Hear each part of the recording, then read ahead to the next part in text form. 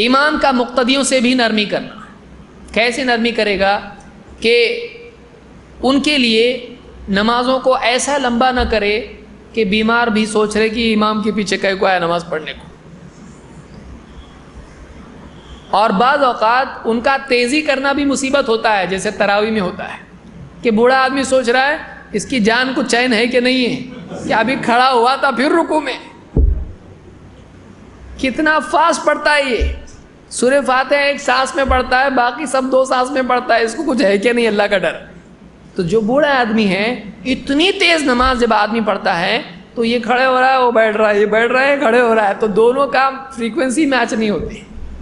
یہ بھی کیا ہے، اتنی تیز رفتاری کہ ایک بوڑھا آدمی اس کو پکڑ نہیں پائے امام کو، تو یہ بھی کیا ہے اس کے لیے مصیبت ہے. اتنے جلدی جلدی آدمی نہیں کر سکتا ہے، اس کو اٹھنے کو وقت لگتا ہے، بیٹھنے کو وقت لگتا ہے، وہ بھی تکلیف ہے. تو ایک امام کا مقتدیوں کی رعایت کرنا یہ ان پر نرمی ہے.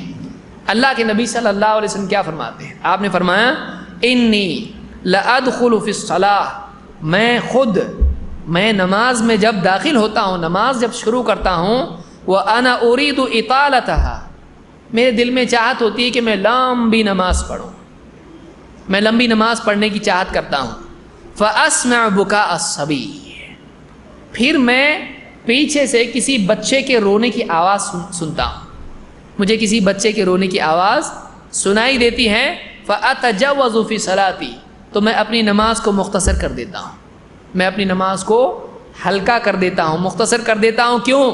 مما اعلم من شدت وجد امہ من بکائہ، مجھے احساس ہوتا ہے کہ اس بچے کے رونے کی وجہ سے اس کی ماں کو تکلیف ہوگی، اس کی ماں کی تکلیف کے خیال سے میں اپنی نماز کو کیا کر دیتا ہوں، ہلکا کر دیتا ہوں.